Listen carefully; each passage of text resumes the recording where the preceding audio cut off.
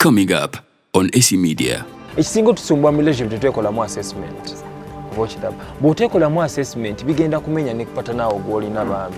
Kuba oba omumenya tusanze abantu bangi nga bedefininze. Now for example, as you have your career, you're moving on smoothly and you're going to get an assist. Angambe toddamu. Thank you. Angambe yongana waliyo angambe ngane nkubira nnyo ne Douglas. Chichi. Chichi. What's going on there? You get a growing a green eye now watali. Lwacha kubira ekiro. Kale twashitaddawo. Naye lwacha kubira. Lwacha kubira. Lwacha kusinikira nnyo text messages buli kaseera. Sagala kulaba ngo. Coming up on AC Media. We inspire. Arenze munaye Katonda yanneekolera nzobanze ndi omu ku bangi. Nti nze muntu atamala tosobola kujja n'ombuli ebibozibozi nti banga gyo kale abiseera ebisinga tudeetinga abantu bano kizibu nnyo omuntu okujja n'agamba nti yakola ensobi eva oli yakola ensobi yewe nga ki ekyatuka mu relationship yo yannumya yayenda naye nze so to me nze engeri gye mba sijja kufuna sayidi y'oli nebyo nze n'obutabikkiriza era oba oli awo mba nnyinza obutagabbi naye kankubuuza ekibuuzo osobola okweyogerako ebibi nenda kati nze wemba sisobola kweyogerako kye nakola naye tesobola kumakinga oli muntu tino mubi nnyo nze ate sirimba waawo kyomuntu yagenda bweru n'andekawo nanti kati wali katugoyinza orizoninga bwotyo because mutima gusi gwe gwogera kati magezi gegogera naye wobeera wali mu emotions ogamba bannumya omutima gunnuma oba kitegeera so that's where the thing comes in. Nze tomize ng'amazima gali nti nga tusoose kujja amagezi tugambye tulitemu what action ne love yetagamu amagezi ate amagezi gajja wawa omuntu yangamba ekintu tukyogereko wano nti omusajja wakwana n'omugamba najja nakwana nakuuza toyina ayakwana oba toyinayo muntu mbuno omugamba toyina mbwate kibi oyina muddamu otya esi akonga bambalowooza nti bw'omugamba nti nooyinayo tajja kudda you want to make this person kati naye kaku example entono nnyo comfortable enjuki zino oziraba tezigenda ku dull flowers zigenda ku brightly colored petal flowers. Okay. Kati fenna kwe tugwa yayagala awulire nti asukkulumye mu bangi. You get alabe nti bangi bakuhitingako but you chose him among the many. Okay, so mugamba Jebali, but you sounded very special to me and you made me feel very special. Girl child. Awo. You get very simple. Exactly. Oba kiraba. Era omuwala tutotya mugambe n'oba tebaliyo. Wetumiikirize omugambo manyi bangi they are in my DM but I chose you among the many and you are in the lead. The rest will hit me and go. They just hit go because go ready katoli go atekako dolwazi anekona ko yagwa checho webale nnyo. It's like you're escalating that person is feeling to feel like, you know, this is my own. Manyi abantu fena fena to be in a relationship wange chovola abakazi tebagala kugabana basajja eri embala y'obujja fenne tulimu it's inculcated into our DNA kya butonde. It's a nature of law. Yes, abasajja bamanyi controlling naye kati waliwo ekituuka ekiseera nga kiri out of hand nga awulira takyakubekipaawo akusangana kubanangabansi babansibe yayagala omuntu we oba okira waliwo abasajja kituufu abaagalirandoozamu omulyango gweruzira endowoozamu n'ogwewaana nanti kati bambi kiba kimufuzaawo tabaye tegaba magezi wali obwongo tebukola kujja abaalaba feelings ze ziba zimuvuga essaawa talina self control kyekiri kye nagambye emotional conscient yo bweba ekola bulungi self awareness, self control, you know, social awareness, relationship management biba ebintu bino bigenda kwanguyira.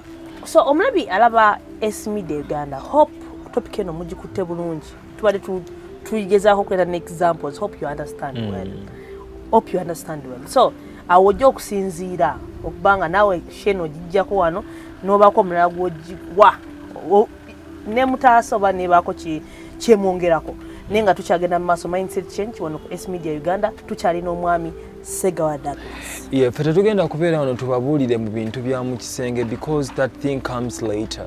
It's a pillar in relationship, we agree. naye tetugenda kuddawo tubitotoleko nnyo kuba n'abawooma babaleseewo. Waliwo akantu kenaba ku social media bandikanonya nenkaleeta bannange kali kagamba nti mwala yakakolako ku TikTok nagamba bannaye munve mubimuwoomya nga gamba abawala girl child va kumuwoomya va biki byonna ebyo byonna boogera busimayi biki kigenda okole. So nga kale yalina message gyali ereeta nti kati nze bw'okoma kukola nze nina okukola kwenjagadde kati nze okukola kwankwaludinge bwe nti yekolemu omulimu before we see this other stuff byakola naye ye yekolemu kyekiri kyenagambye assessment ekisinga otusumbwa mu relationship tetwekolamu assessment oba okiraba bw'oteekolamu assessment bigenda kumenya ne kupata naawe gw'olina bambi kuba oba omumenya tusanze abantu bangi nga bedefininze. Now for example, as you have your career, you're moving on smoothly and you're going to get an assist. Angambe toddamu. Thank you. What's going on there? You get a growing a green eye now. What are you? Text messages. Narcissists are very, very bad people in I always tell people, it's my career, my life. So once you come into my life, you have to accept the fact the dark spots and the light spots. Narcissists kizibu nnyo okumwawula because people pretend in this first phase when they have come to date you. They over pretend. But you see the real person with time. Chopola bansiba ngamba abaana abawala n'abaana ab'obulenzi bannange teryakupapya kasita mukama akuyamba ne weekolamu need assessment n'ogamba bino bye nneetaaga gwe kikutwalako musajja ayambala amakanzu ameeru gwe nga togaagala kyekyaki otegedde nti togaagala otegedde nti okwekaniikiriza kino kye nagambye otudde wansi okunukkiriza okwata mukama oli what are you going to do? Oliawo oyagala mwana wa mulodi. Oyagala mwana wa mulodi. Omwana wa mulodi oyo naye balina class ye gy'ajjamu. Obviously tulina story gitwalabye. Nali jogedde ko bala watu goita. Grace Car. Ngolaba bali balaga nti munaku. At the end of it all it's you losing. Definitely. We don't saying nti kibi okwagala mwana wa mugagga naye at times webaba kukkiriza it's okay. Then once they show you nti gwe bebe okugamba nti mwami wange gwe njagala family yesifaayo family eno jajjeetaaga. So at times I always tell people tunogenda mu family nga zitwagala nga zitu respectinga webale era nze kati nga bwolaba scenario eyo gyoyogeddeko nti omwana omuwala ali mu obsession y'amaanyi is totally obsessed is being sidelined by the family. Ekibagatta era ekyabaleeta bonna okubeera nabo taba kuba mwana tebandibadde. Love has just come later on because they have that bondage. Ate awatali family blessing, ebintu contradictions zigenda kubeera z'amaanyi until the end. Okay. Abazadde balina engeri gye balimitinzeemu abaana ffe tetwagala kino ffe twagala kino. For me this is what I think. Love is boundless. It's boundless as long as omugagga asobola okuva eri n'ayagala omwavu n'omwavu naye nga yeemanyi n'amanya nti ndi mwavu naye ngenda kuyimukira ntya ku muntu ono anjagadde mwagadde nyimuse nkya nange okudda ku level y'emu. Saasoma naye nsobola omugamba hani nampeerera nensoma nange nenjogera oluzungu nenfitinga mu mukwano gye. Naye omukyala gy'onookomanga okweteeka emabega ssaawa 4 nze munnange saasoma munnange mugende that kind of stuff you sideline yourself ate n'okukaaba amaziga tekigenda kuyamba. It will prove nothing to you. Instead kigenda kuba kikudemoralizinga.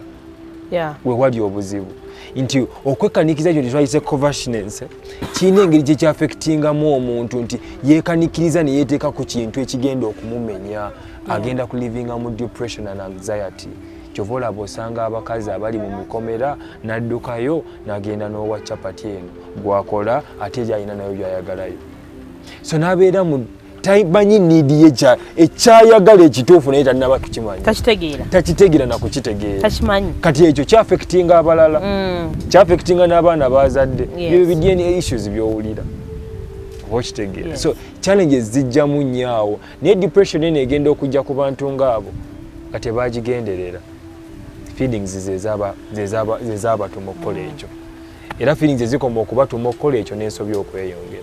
Era kati abaana abawala baliyo bakaaba bakadama bagenze ku byeyo balabirira abaana naye olw'okuba leeyo eri gye basookerako eyo excitement yeba hauntinga.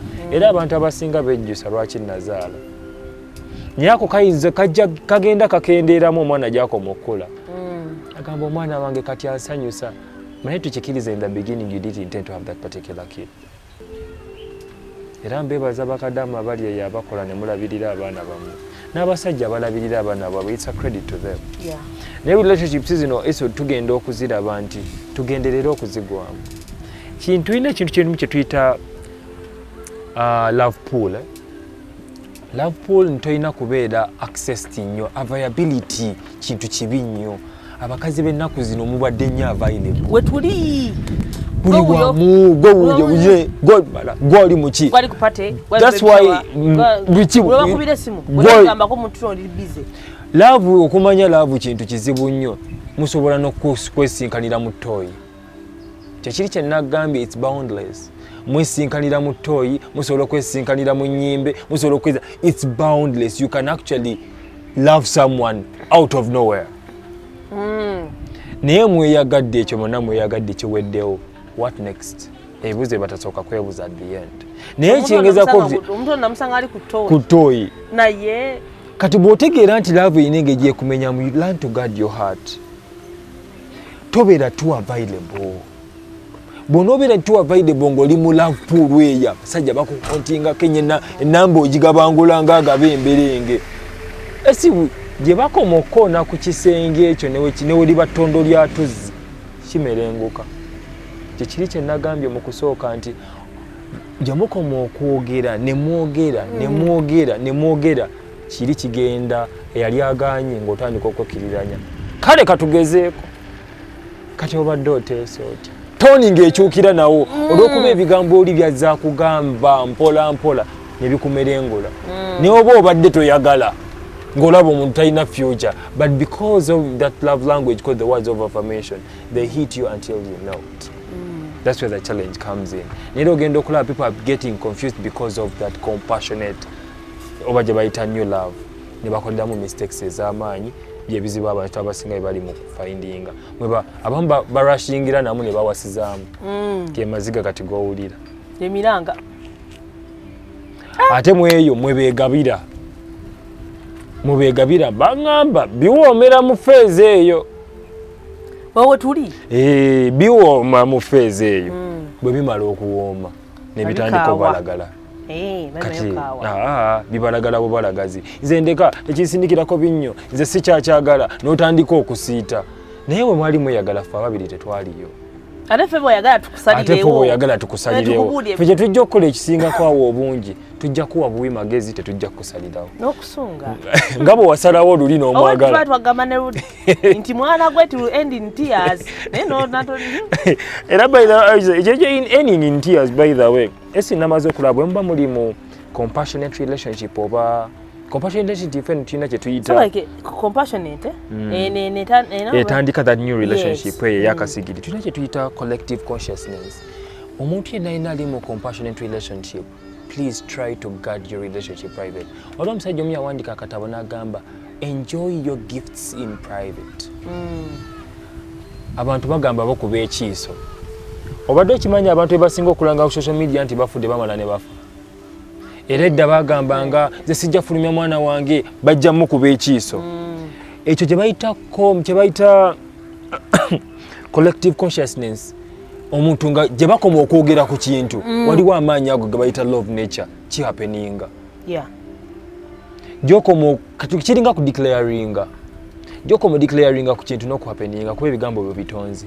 Naye kati zuuno wano muri mu new relationship kamwe mukapostinze ku social media gwekiruma afe tuli eno feba in-laws naffe tuli eno, it will end in tears. Beeraga kinno mulabe n'enkobogo bakola ki bajja kwawukana. Thank you so much. That kind of energy, those kind of bad spirits that really come and hit a relationship end up actually messing each and everything down. Ekitegeeza beera mulaavu basirike etandika obutandisi era love nature eraga nti wofuna ekirungi obamu ne excitement. but try to control excitement. Naffe kamwa koogera we battle with it. Kuba mbabuulira neebuulirira nti these things are a bit very hard, but as long as you know them you can really oyabula nogwa notandika notambula ogenda okulaba ng'otambula ogenda okulaba ng'obuuse. You begin from there.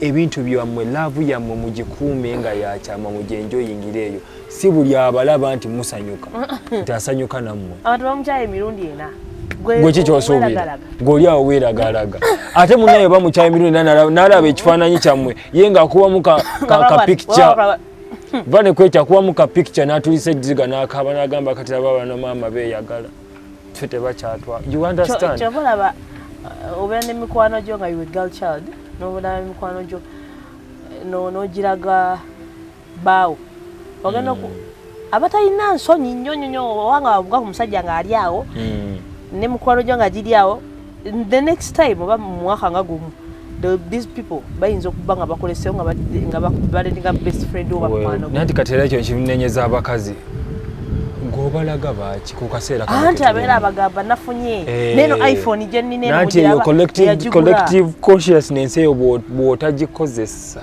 bw'otagiyiga nti ejja kutta kati nno munnange nno ovudde nayo mubalaze well and good.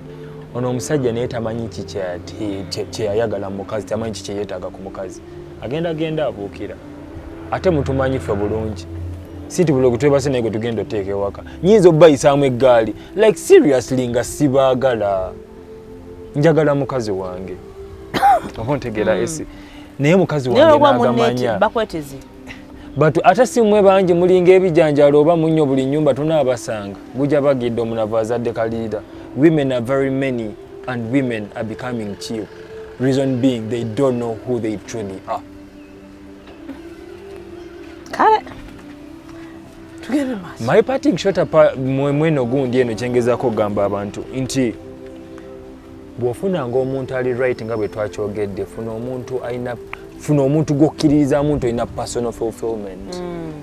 Kino sigenda kitaaginga ku ssente bugaga byonna mu byogedde, alina okubanga agenze ku ssomero, alina okubanga waddiini nnyo, alina okubanga tulabye abasamize, alina omuntu we naye nga alina that personal fulfillment. These things, love is not talked about religion.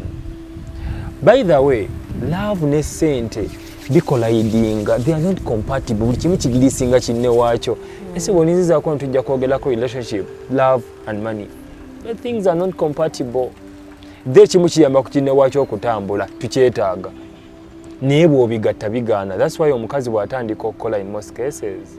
Ebiseera ebisinga bw'aba tamanyi kuteeka thick line between relationship and work.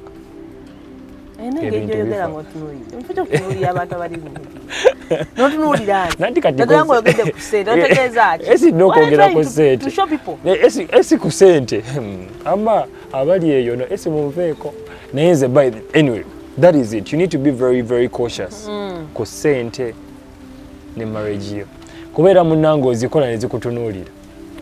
Sente zokoni waliwo kyosobola okubeera nga olina sente otakigula nanti omukwano tegugulwa. Senga abakazi b'abagagga tebavaayo. Lwaki bavaayo? Abaana abalenzi b'ennaku zino. Nati issue yange esi lwaki bavaayo? Waliyo abalenzi ababeereeyo. Nati kati abalenzi bayinza okuba babeereeyo naye tebalina. Kati gwe ofuna ssente nga obalaba abakyala bali eyo aba bafunye ku ssente. Nanti kati ye bwana nagoyegeddeko emabega awo. Esi gwe omukyala bw'afuna ssente batandika okumutya.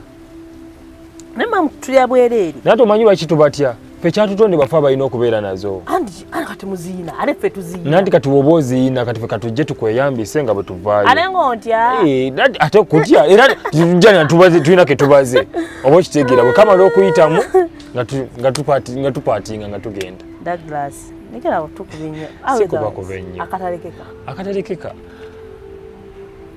Nze mbakubiriza era mbagamba ebigambo byange tebirikyuka. Tonna bagenda mu relationship yonna okugenderera n'obutagenderera buyina results.